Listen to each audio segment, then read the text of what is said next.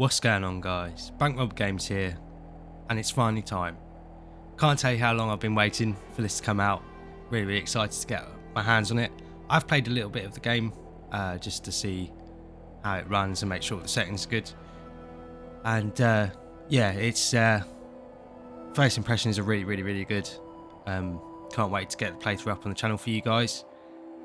And yeah, if you're just wondering about my sort of experience with the franchise, I've played the majority of the games on the PS2. I haven't played any of the PS1 games.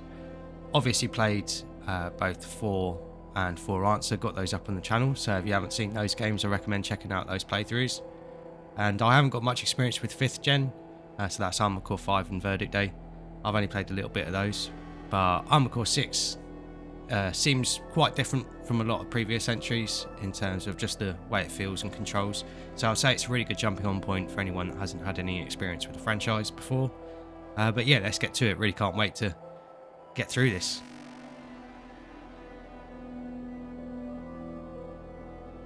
Unfortunately, we haven't got any cool intro movie like we did for some of the previous games, but at least we have that wicked story trailer that they released a little while before launch. So in terms of graphic settings, everything's on high. I'm going to change where is it? Motion blur. Tell it off. It's not too bad when you're actually playing it, but obviously with YouTube and the compression on the video, it probably won't look too great for you guys, so I'll turn it off. But it's not the worst motion blur for out of other games that I've played. I'll turn the voice volume up just a little bit, just to make sure you guys don't miss anything. There are subtitles at the top of the screen, so if you can't hear what anyone's saying, because there is quite a lot of mid-mission dialogue, but it's not, doesn't get in the way. It's not in your face. Yeah, if you can't hear what they're saying, it'll be at the top of the screen for you guys.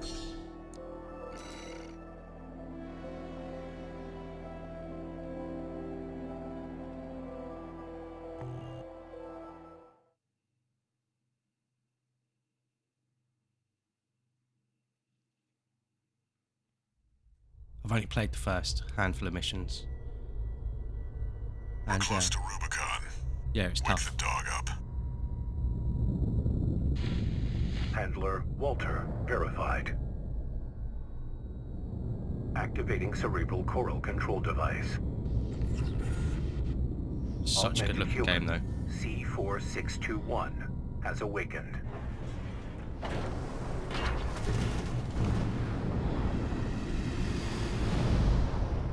Time to get to work, 621. I'm powering down your entry capsule on my signal.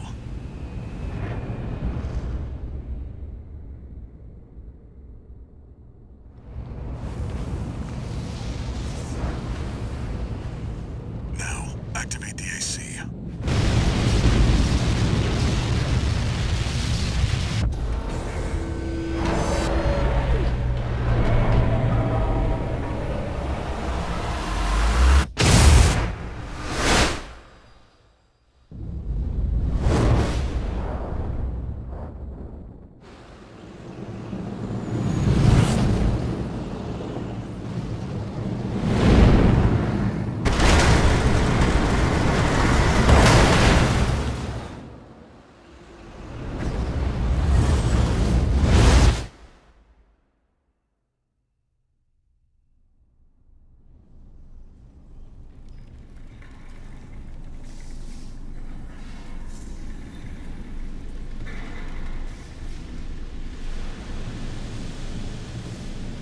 Descent to ISB 2262, Rubicon 3, complete. Your position is grid 135. Off target, but within permissible range. There's a catapult ahead. Use it to close the gap. Such a cool start to the game. Main system activating combat mode.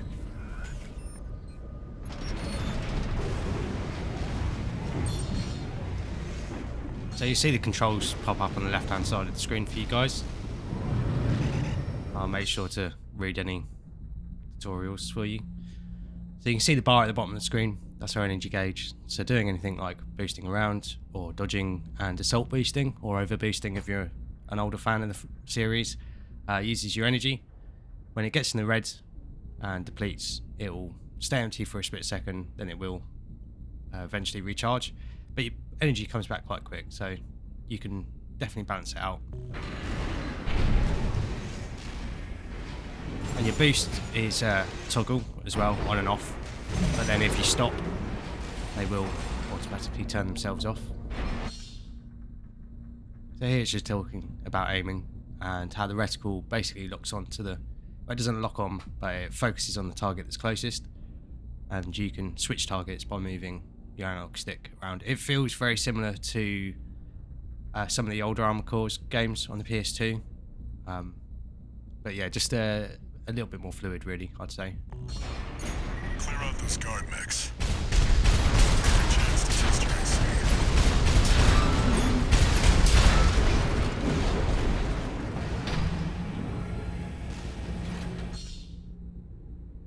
So you can turn on automatic targeting. A lot of people saying it functions like a Dark Souls lock, but it's not. It doesn't feel the same.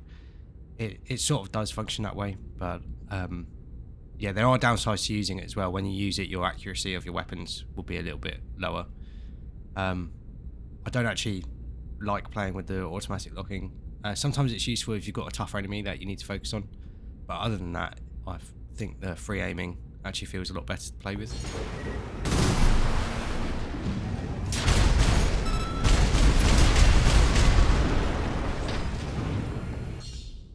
So here it's showing off how you can lock onto multiple targets with your missile launcher. So you see the yellow bar next to the aiming reticle with a number that shows how many missiles goes towards each target. And if you hold down the missile or whatever button is for your missile launcher, you can lock onto multiple targets and it divides the missiles up for you. See, setting all those over there. Your missile launcher reloads quite quick as well.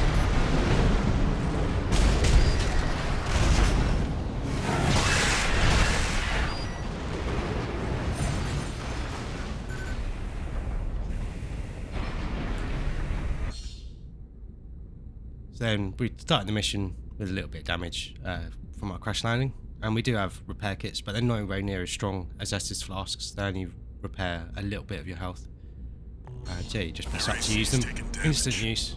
You can't use it when you're 2 repair kits remaining. firing your weapons. So yeah, it's definitely not a Dark Souls heal. See the contaminated city down there? That's where you're landing. Access the catapult. So something the game doesn't tell you is if you see the bars on the bottom of our reticle, we've got 2 on the right hand side and then 1 on the left hand side. That's about your weapons, so it shows sort of the magazine that's left in them, and if they overheat or reload, the bar will turn red. So you can see the rightmost bar has a little bit of it missing because we've shot a couple of shots from our rifle. And something the game doesn't tell you is that if you hold down triangle, or I guess Y on Xbox, and then the corresponding weapon button, you can reload manually. Yeah, something the game doesn't tell you at the very start. Yeah, the starting rifle is a bit rubbish, in my opinion, so it's very easy to run out of bullets when you're attacking targets if you haven't already reloaded to get a full magazine.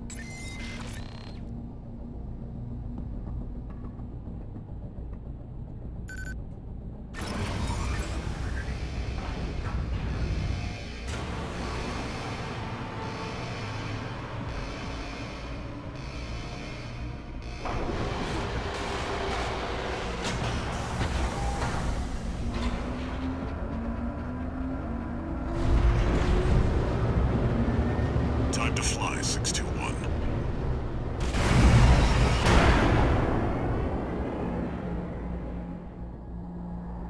If we get our hands on Rubicon's coral, we'll make a killing. Plus plenty for a merc with a fried brain like you to buy their life back.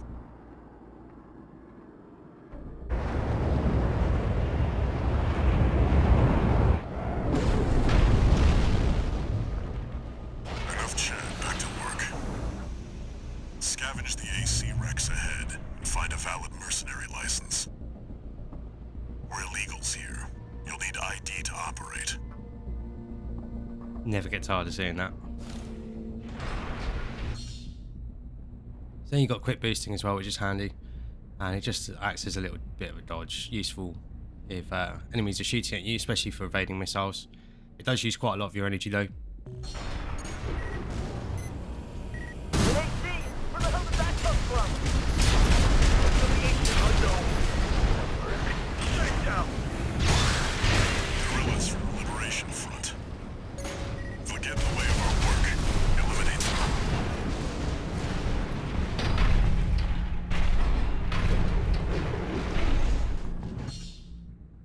So this is just talking about assault boost. You can dodge from side to side as well when you've got assault boost active, but it does use a lot of your energy. But yeah, it's probably the main way of moving around the Picking battlefield. up signals from AC Rex. Follow the markers.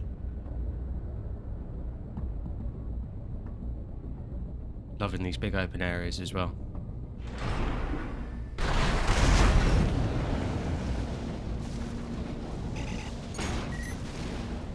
Did you hear anything about what the corps are up to? Yeah, they'll be coming soon. You got us on the run.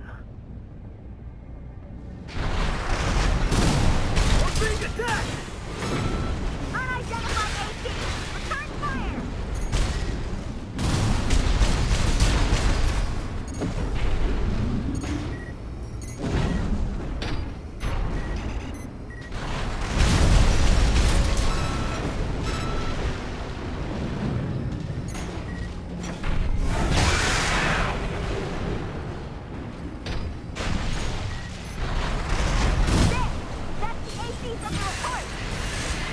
Find out who they're working for. Looks like they've got shields. Good thing you've got a blade. So the guys with shields will basically block most of your damage that you do with rifles and your missiles that you start with. I'm not sure if some other heavier weapons can take down the shields, but the best bet is to use your blades. Extract the pilot data. I'll analyze it from my end.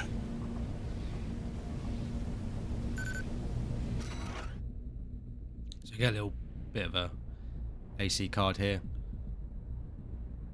So you can see the registration number and their call sign, but you can see their license is expired, so we can't use that one. This one's already expired.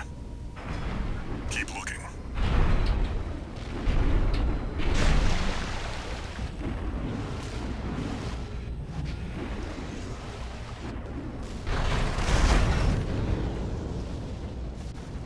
You don't have to defeat all the enemies as well in the area.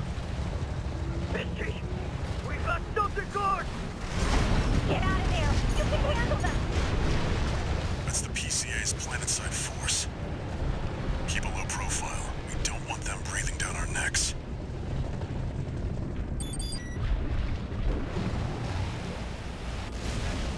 Analyzing. You do have to stay close to these guys as well while you're scanning their mech.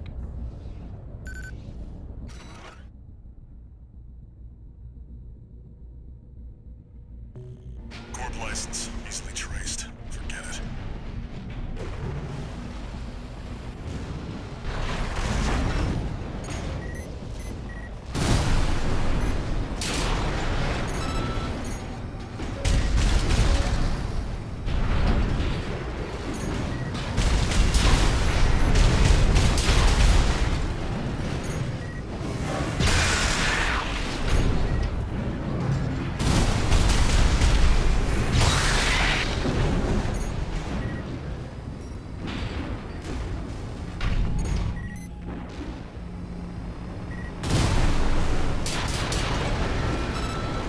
So these helicopters aren't much of a threat. Hung and Schneider are on the move. Or maybe. Wait, is that an independent? Destroy it! You're outnumbered, 621. Use your missiles.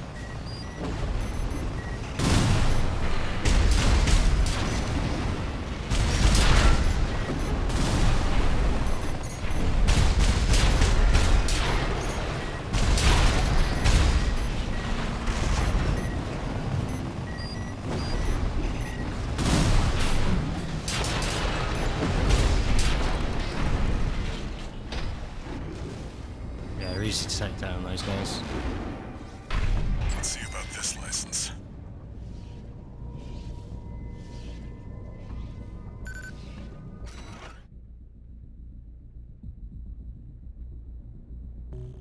It's still valid, but the pilot's rank is no good. We can't use this. I've picked up one more wreck, 621. Transmitting marker. Go and check it out. Right shoulder activation at 50%.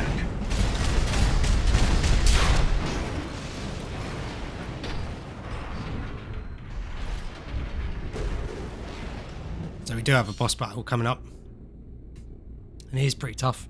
So hopefully I'll do it first time. If not, I'll show you the first death maybe, and yeah, try it again. But yeah, there's over the map there's catapults. We're seeing quite a lot of them in the preview footage, and yeah, they're just a way of moving around the map basically.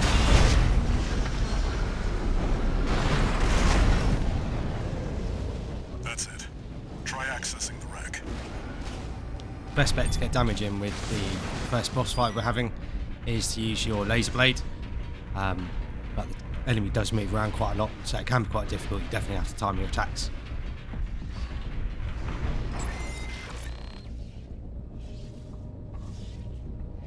See, this guy's got a pile bunker in his left arm. Registration number RB23. Rank fits the bill. Call sign. What? Looks like they were on to you after all.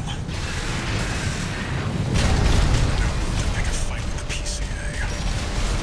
But it doesn't matter. Take it out now, they won't have enough to ID you.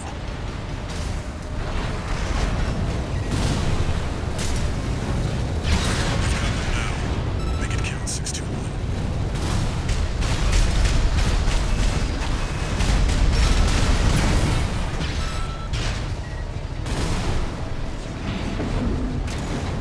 We got what we came for. Tie up the loose ends, 621. AP at 50p at 30%. Use your mobility in the air to get clear of explosions on the ground. 1 repair kit remaining. AP at 50%. No repair kits remaining.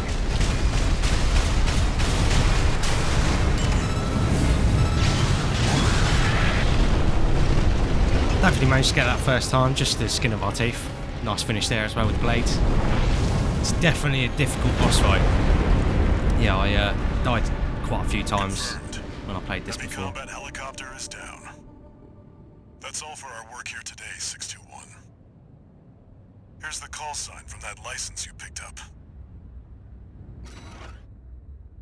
So you can see there, call sign Raven, which is a callback to the earlier Armored Core games. Yeah, PS1 and PS2 era, your pilots were called Ravens. It's a really nice little bit of fan service there. Raven. That's your new name here on Rubicon.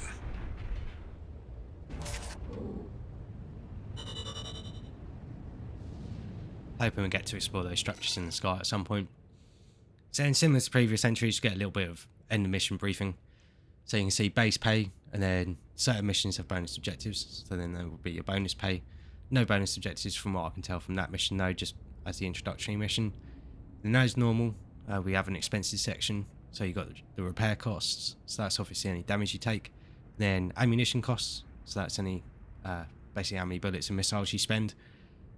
So yeah, very similar, very typical for Armored Core games. And then some missions will have penalties as well, which I assume will be if you have to protect a target and they die, or yeah, if you can't destroy other targets but you accidentally blow them up. I assume that's where your penalties will come in.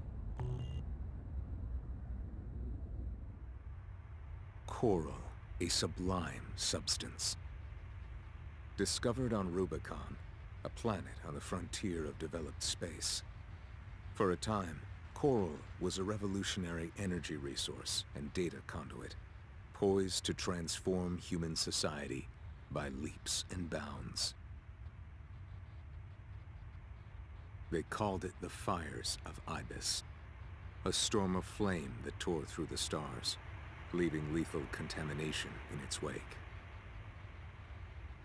Coral, the kindling, was thought to have been utterly consumed, forever lost. However, on Rubicon, the embers continued to burn. Humanity would inevitably return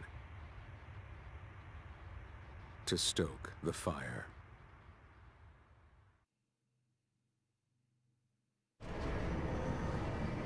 Nice that they give you a little bit of story backgrounds, which is good. Seems they're definitely making story a heavy focus for the game. Registration number RB23. Call sign Raven. Authentication complete.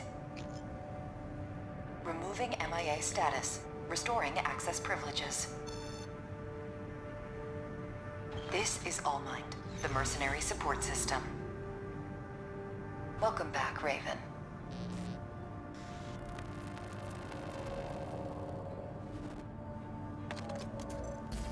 Looks like you passed the authentication. Raven, that's who you are now, here on Rubicon.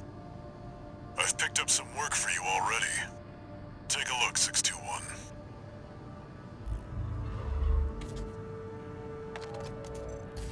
This notification follows restoral of access privileges.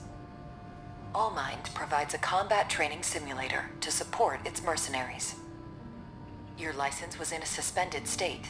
Perhaps you may need a refresher. As an added incentive, completion of the exercises will be rewarded with AC parts. You stand to benefit regardless.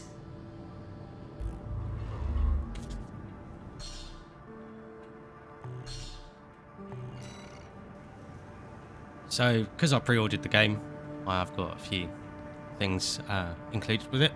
So you get an emblem, and you also get a schematic. What would be a schematic in like AC4 or AC Verdict Day, and that's Tenderfoot. And I'll select that and show it off in a second. And obviously, you get all the parts for that armor core. So if you go to AC Design, AC Data, and this is where you can select, make schematics, download schematics, because people can share their schematics online, so you can download those and use those schematics if you have all the parts, which is really cool. So you can see our starting AC here, and then you can see the Tenderfoot AC that you get if you pre-ordered the game, and the design is very, very similar to the starting armor core in the PS2 games, apart from the head. It's definitely better than the head you start with in Armored Core 2. That thing was atrocious. But yeah, it looks really, really cool. And when you overboost as well, the back opens up like it does in like 4 Answer. And yeah, really, really cool how it looks, very similar to the old Armored Cores. If you don't like the parts in this one, because you can see the defences and things are a little bit different than the starting armor core, you can just go back and reload the first preset that we started with. Then we got our image editor. That's how you make your emblems. And yeah, this is where you place all your decals, so you can put them on, move them around. We're not going to worry about customization for the time being. Something we'll get into later on in the series maybe. But yeah, you can colour any part of your armor core, you can do it all together or separately. So they definitely make it easy to edit it to your choosing. So then this is assembly. Interesting, you don't start off with access to the shop, so you can see all our parts here. You can switch back if you just want to switch one part back. You know, you're fully free to customize like you were in previous games.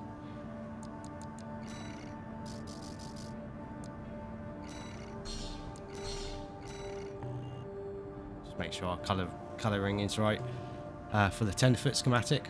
But yeah, interesting how you don't have access to the shop straight away. But we will get access to that soon. But first off, we're actually going to do some of the training that they mentioned, because you do get a weapon. And I'm not a massive fan of the starting rifle. And also, it gives a good chance for you guys to sort of get a good grip of how it all works without playing it yourself. So here it's just basic fire controls.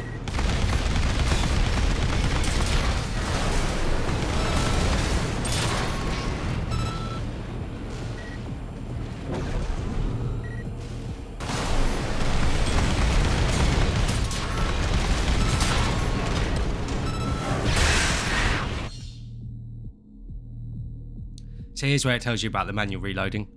So if you hold triangle or whatever the top face button is on your controller and then the corresponding weapon button, it should reload your weapon. I say should, it does reload your weapon. But yeah, here it's saying about missiles. So again, tells you about single locking and multi-locking, and you can also cancel multi-lock by pressing triangle if you haven't let go of the missile button.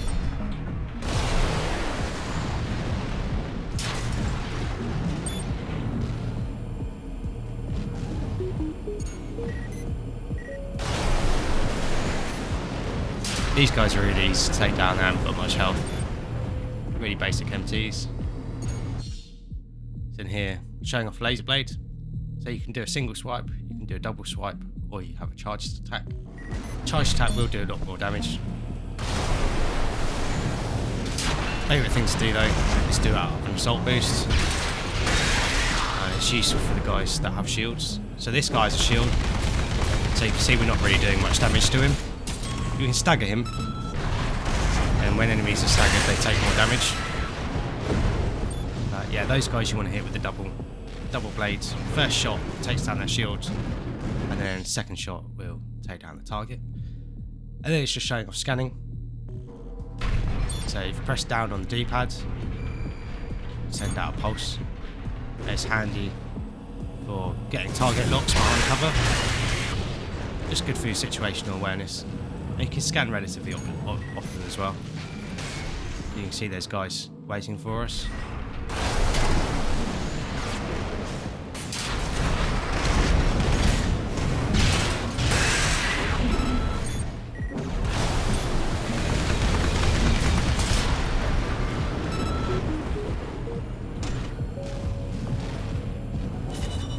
Game really does encourage aggression.